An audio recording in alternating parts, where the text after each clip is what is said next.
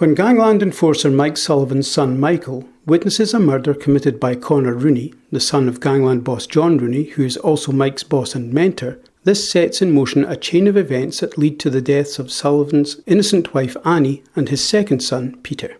Sullivan will consequently abandon the code he has always followed and will challenge the mores, social structure and hierarchy he has known all his life, as he takes whatever measures are necessary to protect himself and his son from former colleagues and friends, while seeking vengeance on the self-indulgent Connor, who, desperate to ensure his own safety and survival, is responsible for the deaths of Mike's wife and child.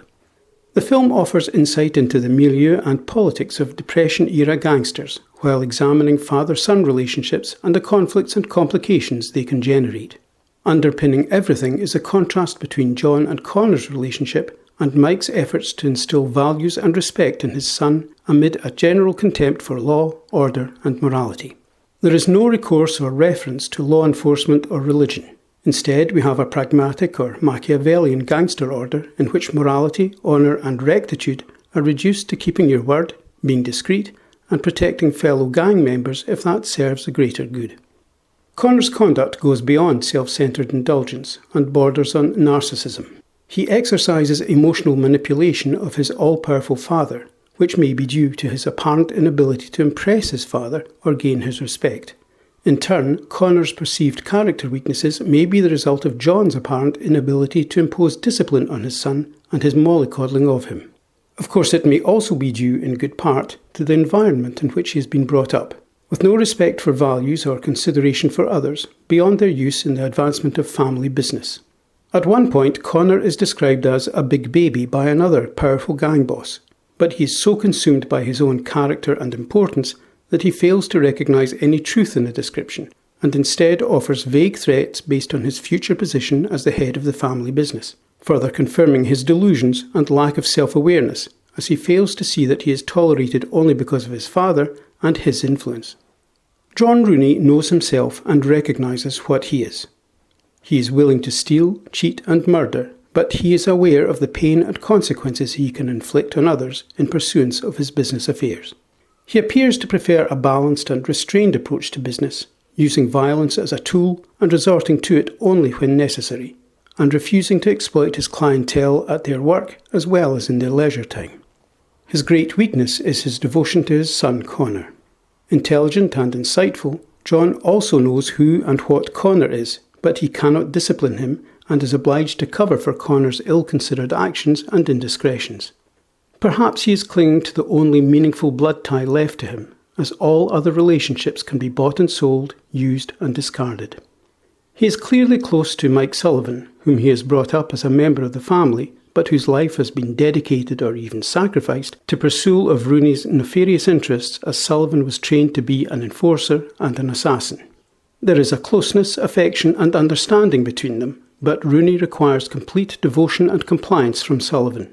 Mike is not afforded the same freedom and indulgence as Connor, yet Connor is envious of the respect and warmth shared by Rooney and Sullivan. Ultimately, however, Mike is treated like a loyal vassal, and he is expected to accept the murders of his wife and son by Connor as part of that loyalty. But their loss proves too much for Mike, whose allegiance has reached its limit. Mike's life appears to be governed by loyalty, gratitude and indebtedness, all of which lend a tragic and contradictory aspect to this unsmiling, taciturn, dangerous and profoundly conflicted man. As a youngster, Mike was taken in by John Rooney, who provided him with a home, comfort and security, all of which were appreciated by Mike to such an extent that they fostered within him a profound sense of debt, a reaction that suggests he is a man of honour in spite of his actions and profession. Rooney has continued to provide for Mike, his wife and his family, and gratitude, debt and loyalty are the price Mike feels he must pay for this stability, especially in these difficult Depression-era times. Often silent and distracted, it seems that his life as an enforcer weighs heavily on Mike. He is aware of the effect he delivers, even dread, when he gives his name. At home, when his son Peter inquires about the nature of his work, there is a sudden change in atmosphere, and Mike's wife snaps that he works to put food on the table. This telling response suggests not just a desire to protect the boys from the truth, but also shame or embarrassment, and that this is something he does out of necessity rather than through ambition or desire. These are parents who seek to instill discipline and family values in their children. Mike and his wife could easily have lied about the nature of his work, but they choose not to do so. The boys are expected to show respect, not to question, and to do household chores. They are encouraged to do their homework, and they have a warm and loving relationship with their mother. At home, it may be the true man we are seeing, a man of honour and values, but one who loyally serves his criminal master by day, undertaking threat, violence and murder in his name, surely leading to internal conflict and depression, which explain his silence and distraction. Mike may be trapped in his existential quandary and may be somewhat distant with his sons, but he is determined that his sons should have an outlook and options based on respect for others and a principled upbringing, all in direct contrast to the upbringing experienced by Connor. Michael represents hope for the future in Mike's eyes. In the aftermath of the murders of their kin, father and son are united by common grief, experience and a need for one another. They get to know one another better and do what they must to survive, but their efforts are tempered by reason and control. They are pursued by amoral individuals and may use amoral methods to deal with them, yet they show constraint and balance.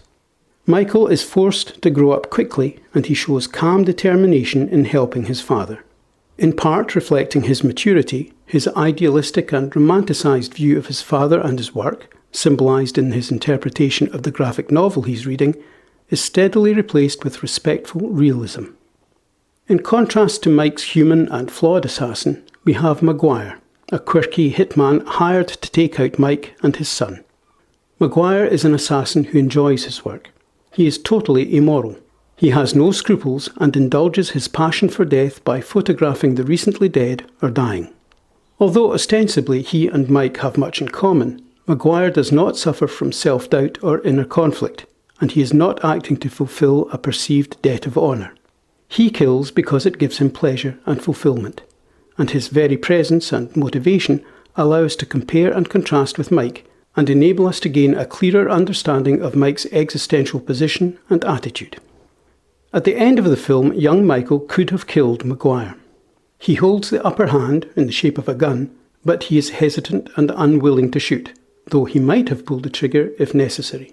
Fortunately, Mike removes that necessity and takes upon himself the guilt of killing Maguire, thus sparing his son from having to take a life and allowing him to walk away with an unblemished conscience. Mike dies happy in the knowledge Michael did not mindlessly pull the trigger. In a world where morality may not exist in itself, and in an environment where it is certainly not respected, the values and self-discipline he has tried to instill in his son have won out over self-centred amorality. This is a brooding, atmospheric character piece set for the most part in a dark, shadowy world which contrasts with the airy lightness and hope of the scenes at the end of the film. On the face of it, this is a well-constructed revenge thriller, offering relatively familiar fare in terms of politics, but its great strength lies in the contrasting father-son relationships and how they inform the moral choice at the core of the film. My thanks for taking the time to watch this video. I hope you found it of some value.